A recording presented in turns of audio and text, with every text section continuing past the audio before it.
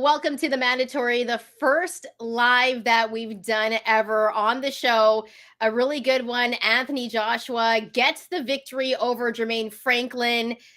Bryan, this was a heavyweight bout that we were kind of wondering how Anthony Joshua would look under Derek James. What were your thoughts on the fight, and how did you score it? We won our bets. That's most important.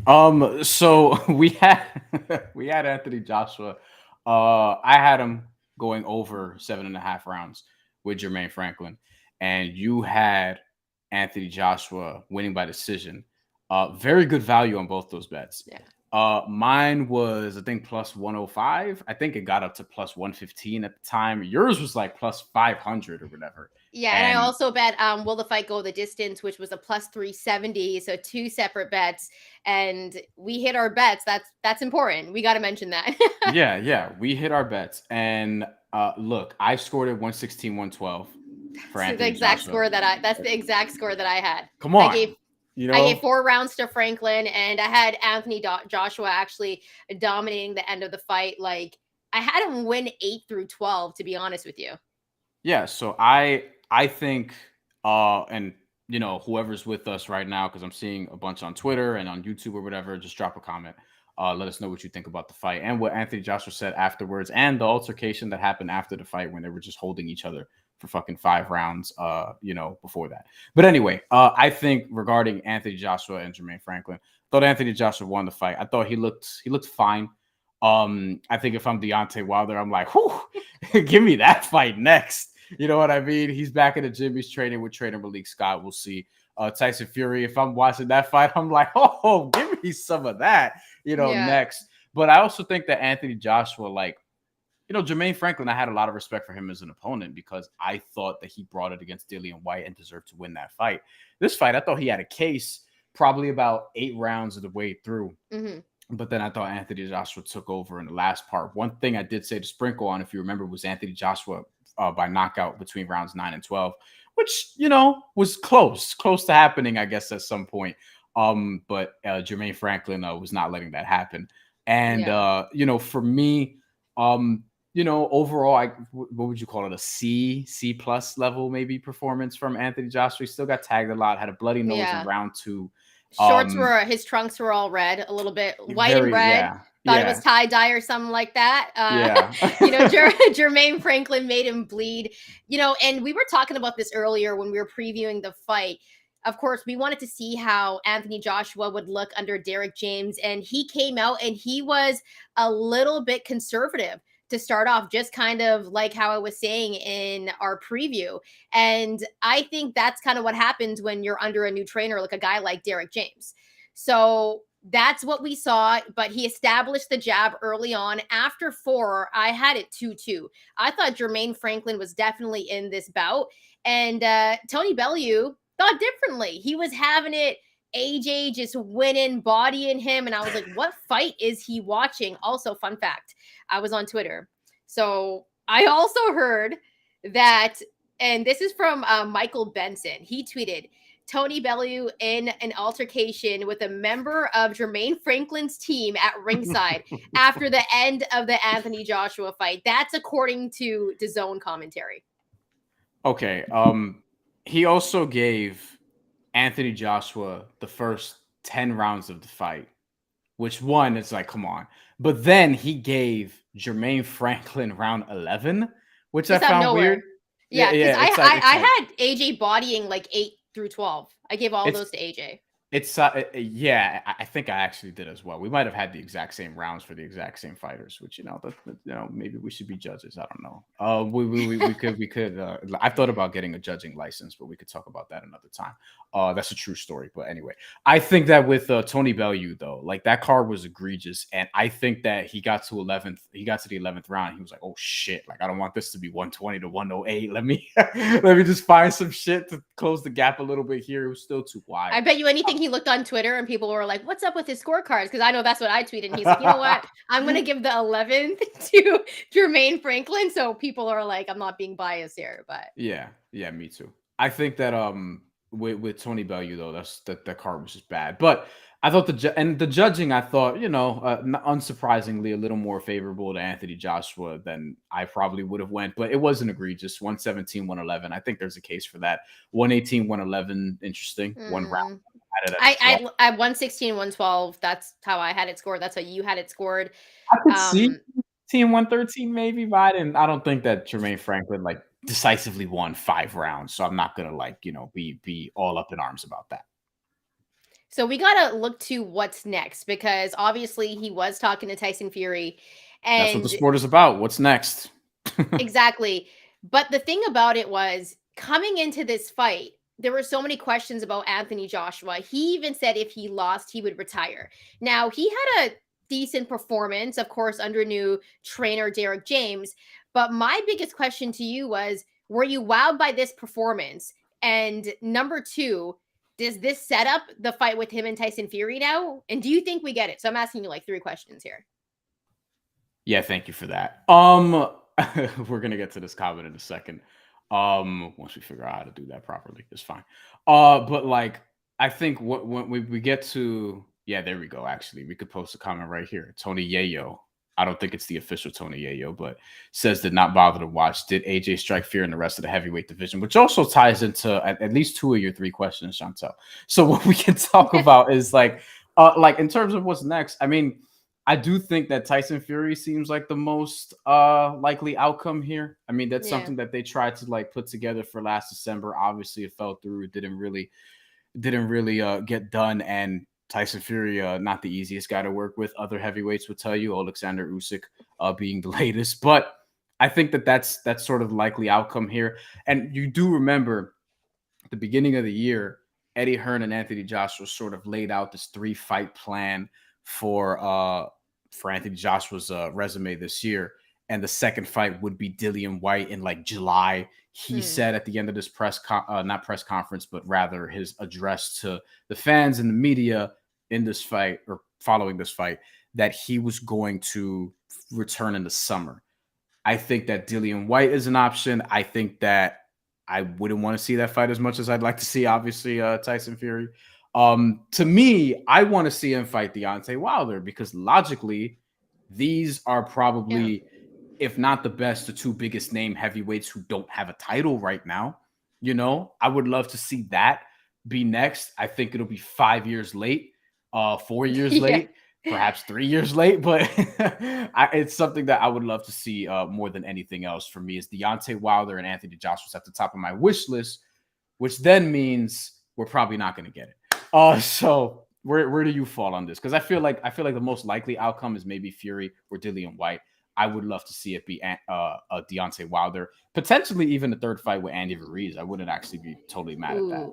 Well, here's the thing. Going back to Tony Yayo, I'm not sure if it's the real Tony Yayo, but did AJ strike fear in the rest of the heavyweight division? No, I think the rest of the heavyweight division was like, hey, you know what? I could definitely get into the ring with AJ and do some work in there. I think he would lose to Tyson Fury. I think he would lose to Deontay Wilder. And I think he's going to lose to Andy Ruiz. A lot of people sleep on Andy Ruiz. That speed, Ruiz has beat him before, and Ruiz is like in the best shape of his life right now. So I'm taking a look at the heavyweight division, and I'm like, I don't think Joshua beats any of those guys, but I don't want to see the Dillian White fight. Like at this point, I just don't want to see it. It's a waste of time. Like Yeah. at this point, just give us Tyson Fury or give us Deontay Wilder. It would be nice to see AJ and Wilder fight. Winner gets Fury. Right, which means we might get a Wilder and Fury 4. I don't know if anyone wants to see that, but Yeah. people would tune in. But I think that is probably the most exciting road because I don't want to see Anthony Joshua and Dillian White. It would be a waste of my time. Yeah, they're not like, I mean, we'll see what happens with Joe Joyce. Maybe he knocks Zhang out and makes his way into this conversation because he's going to fight in 2 weeks. But like he's somebody who would be interesting here, and I actually wouldn't mind like Joe Joyce and Anthony Joshua being a fight that we see. I wouldn't call that likely, and I wouldn't call that something I'd prefer over the Deontay Wilder one because again, I feel like that's just 5+ years in the making. And they were coming up around the same time. I remember when Anthony Joshua beat, I believe it was Charles Martin to win his first heavyweight title. He was 15-0. I think that was in 2015. That was not long after Wilder initially beat Bermane Stiverne. Not the time that he almost killed him, but the time that he won by decision and became a heavyweight champion as well, and then held the WBC for years until Tyson Fury obviously took it from him. But for me, yeah, my preference is to see what like a big fight from Anthony Joshua, a big fight. So we're gonna go for probably another like 15, 20 minutes or so here. We're gonna keep it tight. Because honestly, I want to get off and watch WrestleMania. And this fight, didn't have a ton of things to get into. But one other thing regarding Anthony Joshua, though, right? I mean, I've always wanted to see what would happen. Like, is he gonna just stay? I mean, obviously, if he fights Joe Joyce or Tyson Fury or Dillian White, that's going to be in the UK. But he has returned to fight in the United States since the Andy Ruiz debacle, and I wonder if that's something we're going to see, because if we're making the Deontay Wilder sort of fantasy fight right now, where would that fight have to be? Is this going to be a Middle East situation? Because that's technically neutral territory, and people can say what they want about, like, oh, why would you want to deal with the Middle East? Because you know where their money comes from. As an American, I kind of like don't really have like a lot I could stand my ground on there, because like our money sucks too, it's money, whatever. But I wonder if like they would do that fight in the UK, in the United States, or potentially elsewhere in like the Middle East or something like that. And do you think that would affect things, being that Anthony Joshua, obviously had some hometown love in the judging today? He won rightfully, but the scorecard's probably a little bit more in his favor than I thought the fight played out. Anthony Joshua is one of those guys, though, in the UK that's beloved. People want to see him fight. And here, in the States, people love Wilder. You actually talk to a lot of people and they'll tell you they'll tune into a Deontay Wilder fight. Why not, right? Great story. And he's always going to deliver a blockbuster fight. Now, I think that fight would be great in Vegas because, like you mentioned earlier, we've been trying to get this Anthony Joshua and Deontay Wilder fight forever. 5 years we've been talking about it at least, and we haven't gotten it yet. So it's a fight that I think is more likely to happen than, say, Tyson Fury, who wanted the 70-30 split with Usyk and then decided he wanted more, after he messed up Usyk's bag as well. But I think it's a possibility that we get AJ and Wilder before we get Tyson Fury and AJ, because AJ was also heard saying, you know what, if that's what he gave Usyk, who has more titles than Fury, for a 70-30 split, what is he going to give me? But to answer your question, I think Wilder and AJ in Vegas, that's where it should be. You know what I mean? I mean, yeah, you can go to the UK and have a great time. And, I feel like they've gotten the fights, but I think that's a Vegas fight.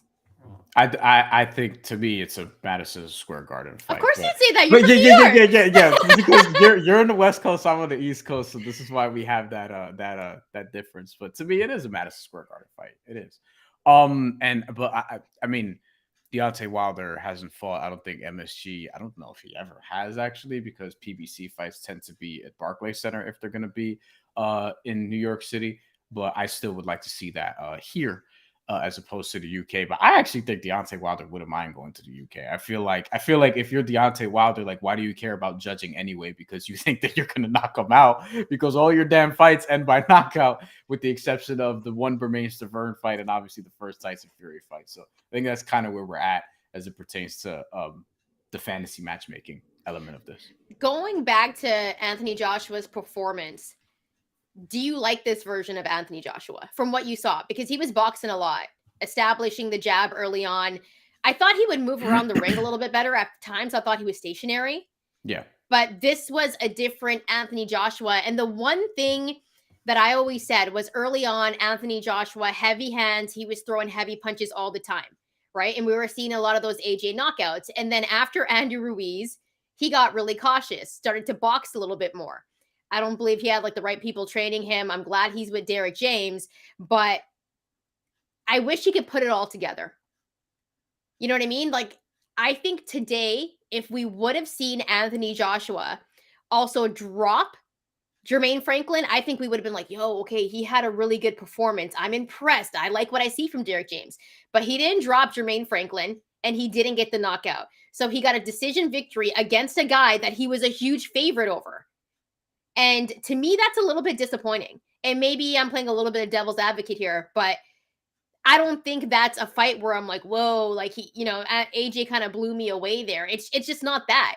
And so that's why I think going back to, Yayo's comments, he didn't strike fear in anyone in the heavyweight division. It was kind of a performance, like I wouldn't go back and watch that fight unless I had to. No, it's I probably will before his next fight, right? Just to remind myself how this looked, do some studying, whatever the case may be, like what really happened. But I'm not gonna do it out of enjoyment, right? It'll just be like work. I'm not gonna go back. So yeah, you're not gonna enjoy this fight, is what you're saying. I'm not gonna do it from the standpoint of like just like Ruslan Provodnikov and Timothy Bradley almost killing each other. Like that's a fight I'll go and watch for fun because that was ridiculous. I think that as it pertains to this fight, though, I think and whether or not he strikes fear in anybody, I think with Anthony Joshua, again, if you're another heavyweight and you're watching that fight, you're sort of salivating at this opportunity, right?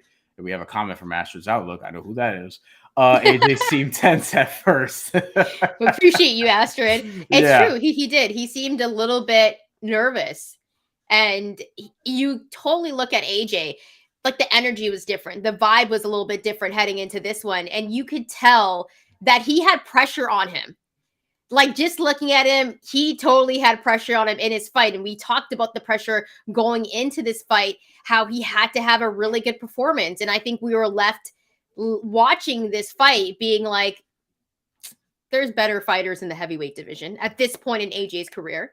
And I think because of that, he did some things today you can get away with against a Jermaine Franklin, that Deontay Wilder or Tyson Fury, and if, to your point, perhaps even Andy Ruiz, because he did before, will make you pay for. You know what I mean? Like, I wonder who's going to be next, because like I think the top flight heavyweights, and this, we talked about this earlier today. There's a video we hopped on a New York Post segment, and from New York Post SNY, we talked about just sizing up this fight and what, where Anthony Joshua's sort of career stands if and when he would get the victory, which he did. And one of the things we talked about, which we kind of disagreed on, is could he become a top heavyweight again? You feel like, not that he definitely will, but that he has the tools to do it.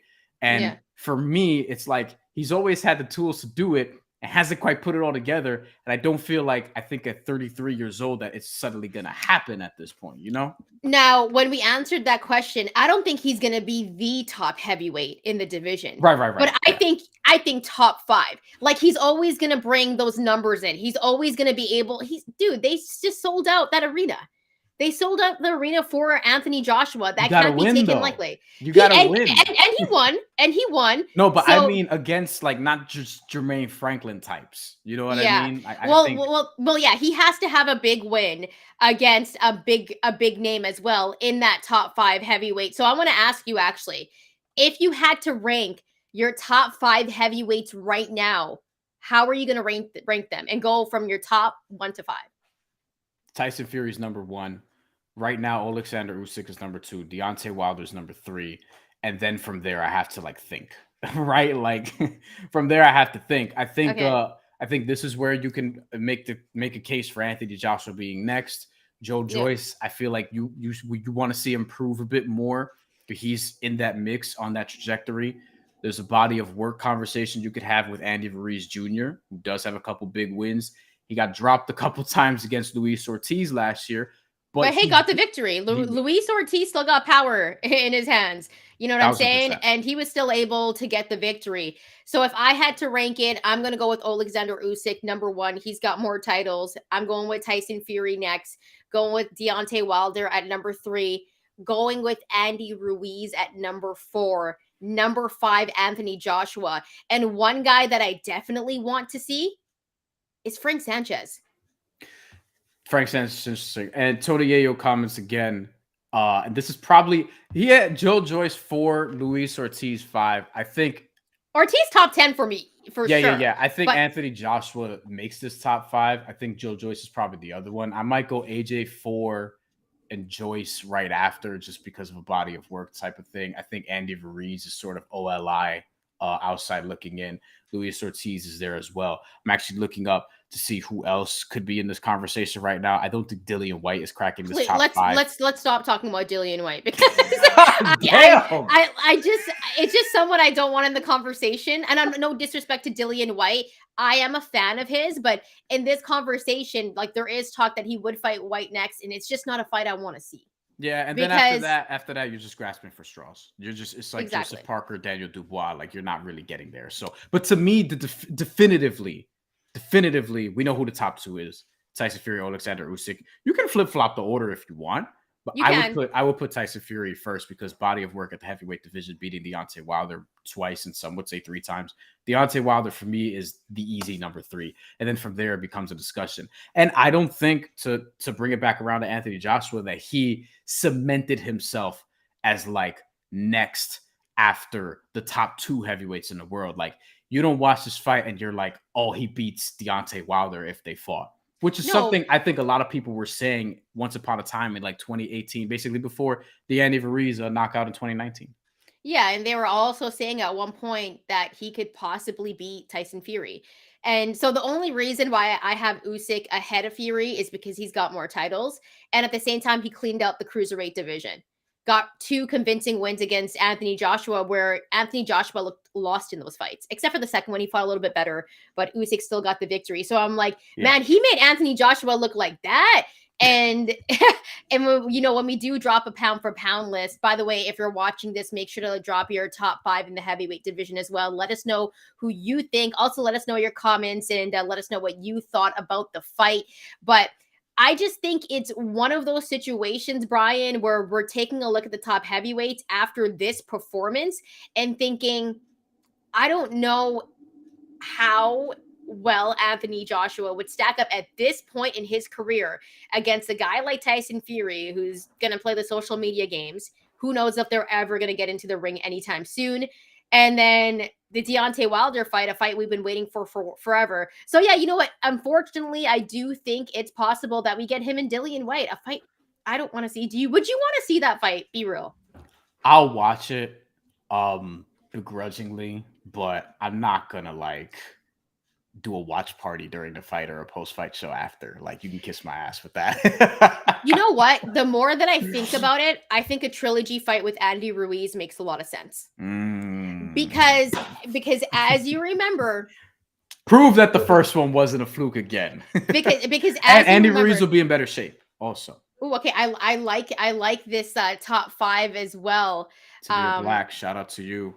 Usyk, Fury, Wilder, Joshua, Big Baby. Ooh. Jared Henderson. Okay. He's got a lot to prove still, though. Like resume, I think comes into I think play. He can get there in a year. You know, like he's not the way far they're pushing off. him. Like I think he's closer to top 10 than top 5. Because like you want to see him do more, but he's absolutely on the trajectory. He's kind of like right on Joe Joyce's heels, maybe. To if you want to compare him to somebody, that's a fight I would love to see. And if you actually want to check out an interview as well from Richard Torres, who said that he would like to fight Joe Joyce as well. It's on our YouTube page. Go check it out.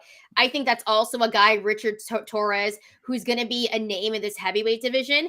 And you're not saying that just because we interviewed him, right? Yeah, no, not at all. Because like I'm going to be real with you. By the way, great kid. But I'm going to be real with you. I think at one point, and like they talked about this, Jared Anderson, Richard Torres, really good friends.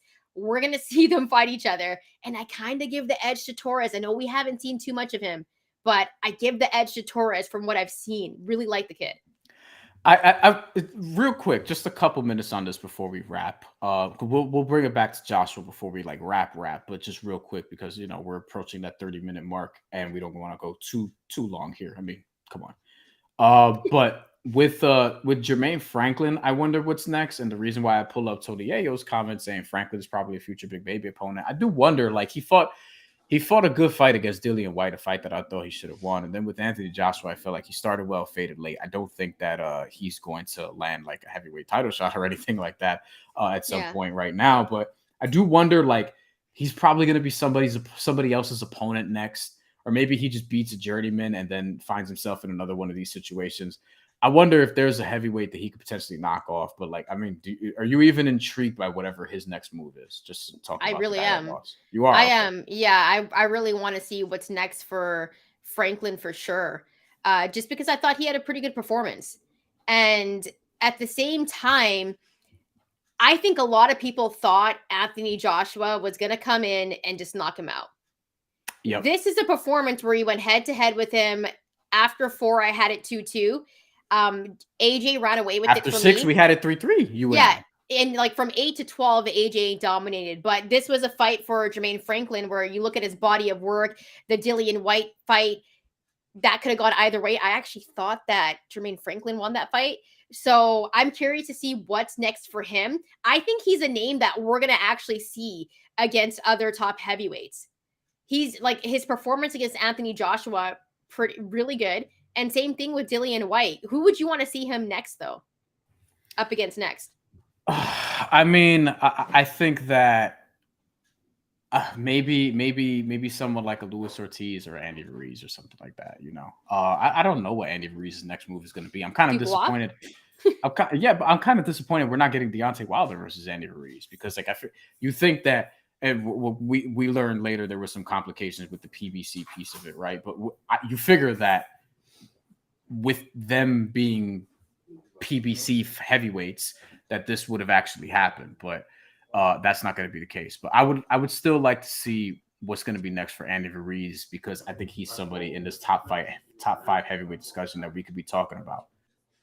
Yeah, I agree with you. I mean, I don't know, man. I'm taking a look at the list right now. Trying to get people to shut up in my crib, yo. This is crazy. It's all good, but maybe Jermaine Franklin is a guy that, you know, we're going to see possibly Deontay Wilder face.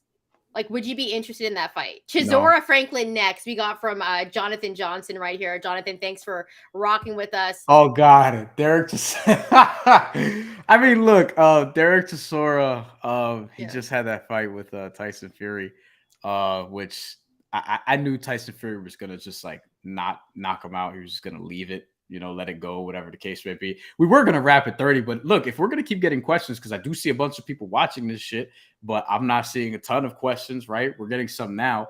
If y'all want to keep us here a little bit longer, just start asking some shit. We'll actually, you know, you could also email the show. We are planning on doing a mailbag at some point in the spring, maybe May-ish or so. We got to accumulate enough questions to do that. So email the show, mandatoryshow@gmail.com. Could be questions about whatever. Just keep it respectful.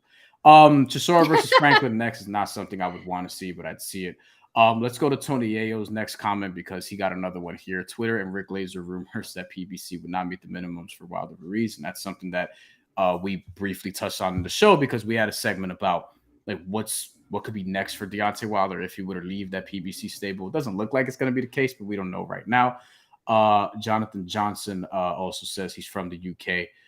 Chisora beat Pulev. I mean, I don't know what to do with that, but thank you for that information. Tamir Black, quick question. Wilder or Usyk, do we give Wilder a chance? Deontay Wilder, more than any other heavyweight in my life, I just give him a chance against whoever. Because he's got the heavy hand, so he always has the puncher's chance. I've covered a bunch of Deontay Wilder fights in person. I'm in New York City, so whenever there are big fights in New York City, I tend to show up. And that's how this goes, and we'll be so fortunate to show up to next one. Maybe that'll be Teofimo Lopez, Josh Taylor, June 10th, hopefully. Yeah. So maybe that'll happen when it gets announced officially. Yeah, hopefully we'll see. Speaking of 140s, we had interviews with Arnold Barbosa and Regis Prograis more recently, so you can check that out on our channel. Regis Prograis, especially, he had good quality on his. So Wilder Usyk, yeah, I give Wilder a chance for that, and the reason why is because he has that one punch knockout power. I've seen him lose rounds to Gerald Washington, and it didn't matter. I've seen him lose rounds to other inferior fighters early on. Luis Ortiz, although I don't want to say inferior disrespectfully, but you get what I'm saying here. Like, he was losing rounds because I feel like he was just looking for that opening, and then when he finds it, he cracks the shit out of you. Yeah. And a lot of times you don't get up. So I give Wilder a chance versus anybody. I think Alexander Usyk outboxes him for most of that, but I think Wilder could catch him because he has the length, he has the reach, he has the power. Usyk we don't know if he could take a Deontay Wilder heavyweight punch. We know he can take a heavyweight shot. He took some from Anthony Joshua, wore it well, displayed a chin, but against Deontay Wilder, Shantelle, I mean, Okay, here's the thing. Wilder is always going to have the puncher's chance, but Usyk, the way that he moves around the ring, I'm going to be looking for conditioning at that point. Also, at this point in Wilder's career, those Tyson Fury fights were bangers. And we just got one from Jonathan Johnson as well. In the UK, we all want to see Fury versus Joe Joyce. Yeah, I could be down for that one for sure. yeah, Tyson Fury versus Joe Joyce would be great. And Tyson Fury, we don't know what his next fight is going to look like, and Yeah. I think Alexander Usyk is probably going to fight Daniel Dubois, which I'm not like super excited about, but like I'll watch it. And Daniel Dubois, like It's his mandatory. It's his mandatory. yeah, So we're the mandatory. you know what? Exactly. Oh, wait, before I wouldn't mind seeing Jermaine Franklin and Frank Sanchez. Sure, yeah, that's probably That's a fight I'd be that's into. probably the right fight. Or Big Baby Anderson, as somebody else mentioned earlier, somebody like that. Like he can give a legit prospect a test. Maybe a Effie Ajagba after he beats Stephen Shaw, something like that. Tyson Fury, Joe Joyce would be awesome.